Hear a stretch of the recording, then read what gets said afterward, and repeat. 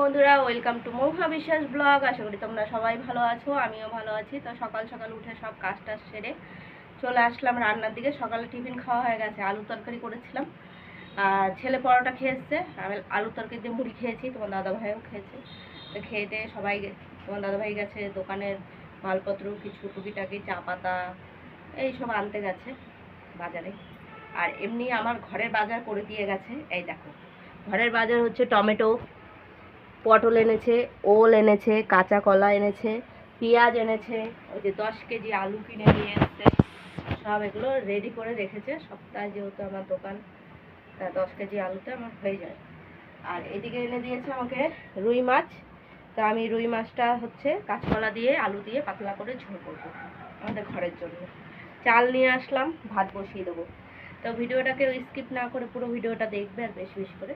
মাছটা তো নুন হলুদ মাখানোই রয়েছে। আর এদিকে কটা চিংড়ি মাছ এনে দিয়েছে তো দাদাভাই, পরে আবার নিয়ে আসলো। তা চিংড়ি মাছটা দিয়ে করব হচ্ছে ওলের তরকারি। তা ওলগুলো কেটে ধুয়ে নিয়েছি। ভাত আমি সবে বসিয়ে দিলাম, এই দেখো চাল দিয়ে দিয়েছি। আর এই যে মাছটা আগে ভেজে নেব, তারপরেও ওলটা বসাবো। ওলটা একটু ভাপ দিয়ে নিতে হবে। মাছগুলো সব ভেজে তুলে নিয়েছি। আর এদিকে হচ্ছে এই যে চিংড়ি মাছটা ভেজে নিচ্ছি। দেখো কত জল বেরিয়েছে চিংড়ি মাছ দিয়ে। একটু ভেজে নিচ্ছি। আর ভাত তো বসিয়ে দিয়েছি, এখনও ফুটেনি। এই দেখো ফুটবে ফুটবে অবস্থা। তাই এদিকে সব এই যে কাঁচকলা আলু কেটে নিয়েছি, পাতলা করে ঝোল করব। আর এইদিকে ওলটাও কেটে নিয়েছি। এখন এগুলো সব ফ্রিজে রেখে আসবো। এই যে টমেটো, পটল সব ফ্রিজে রেখে আসবো। এই যে পেঁয়াজটা রাখবো চোখের তলায়, ঘরে রাখবো। এখন পেঁয়াজটা নিয়ে যাব, আজকে পেঁয়াজও এনেছে। এদিকে দেখো মাছ তো সব ভেজে নিয়েছি, চিংড়ি মাছগুলো ভেজে নিয়েছি। আর এখন এই যে ওল সিদ্ধ বসিয়ে দিয়েছি, একটু ভাত দিয়ে ফেলবো। ভাতও আমার ফুটে উঠেছে, তারপরে মাছের ঝোলটা বসাবো। এদিকে দেখো ওলটা সিদ্ধ করে নিয়েছি। এখন আমি এই যে কড়াই মুছে মানে ধুয়ে মুছে তারপরে তেল দিয়ে দিলাম। তেলটা গরম হোক, এর মধ্যে দেবো এখন জিরে ফোড়ন। জিরে ফোড়ন দিয়ে কাঁচকলা আর আলুটা দিয়ে দেবো। একটা আলু দিয়েছি শুধু ছেলের জন্য, আমারও এখন আলু ভালো লাগে না খেতে। এই যে দিয়ে দিলাম একটু জিরে ফোড়ন। আর মশলা রেডি করে নিয়েছি, অর্ধেকটা টমেটো, জিরে, কাঁচা লঙ্কা বাটা আর আদা বাটা, জিরের গুঁড়ো দিয়ে দিয়েছি। কাঁচকলা আলুটা দেওয়ার পরে কিছুক্ষণ একটু ভেজে নিয়ে দিয়ে দিলাম নুন আর হলুদটা। একটু ভেজে ভেজে নিয়ে তারপরে মশলাগুলো দিয়ে দেবো। মশলাও রেডি করা মাছের ঝোলে।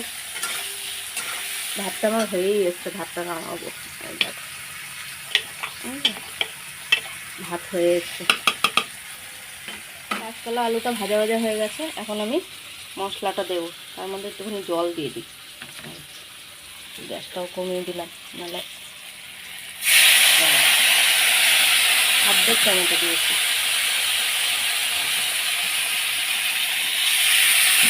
এবার কষিয়ে নেব, কিছুক্ষণ কষিয়ে নেব। নুন হলুদ সবই দেওয়া, আর কিছু দিতে হবে না। দেখো এটা ওলের মশলা, জিরে গুঁড়ো, আদা বাটা, লঙ্কা বাটা, টমেটো অর্ধেক। তো এটা হচ্ছে ওলের মশলা। ওল চিংড়ি মাছ দিয়ে রান্না করব। ভাতটা উপর দিয়ে দিয়েছি। আর এদিকে এটা তো কষানো হচ্ছে এখনও, ঠিক আছে। একদম পাতলা করে একটু ঝোল করবো। যা গরম পড়েছে জানো না, কিচ্ছু ভালো লাগে না এই গরমে। পাতলা ঝোল ভাতই খেতে ভালো লাগবে। কষানোর পরে জল দিয়ে দিলাম।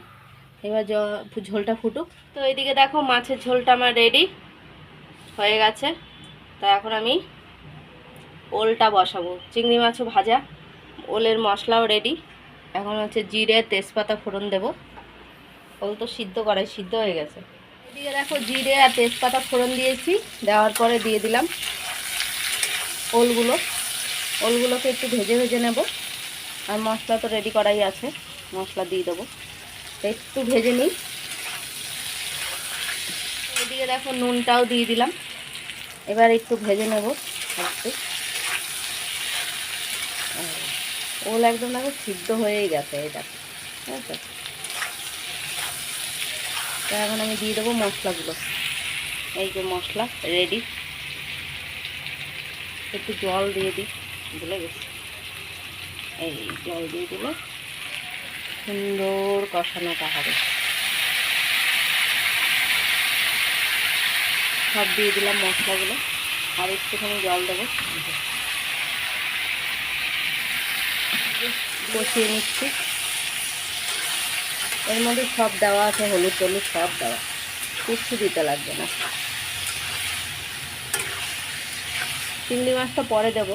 আর এই দেখো মাছের তেল রয়েছে, কী করবো, রাখবো না ফেলে দেবো তাই ভাবছি, কেউ খেতে চায় না এখন তেল। আর গোটাগুলো সব ছাড়িয়ে নিচ্ছি। আর এদিকে ওলটা হয়ে কষিয়ে আমি জল দিয়ে দিয়েছিলাম। এই যে এখন মাছগুলো দেবো, মাছগুলো দিয়ে দিলাম। এবার আস্তে আস্তে হোক ওলের তরকারি, এই আস্তে আস্তে সিদ্ধ হোক। আমি ততক্ষণে লঙ্কার গোটাগুলো সব ছাড়িয়ে নিচ্ছি।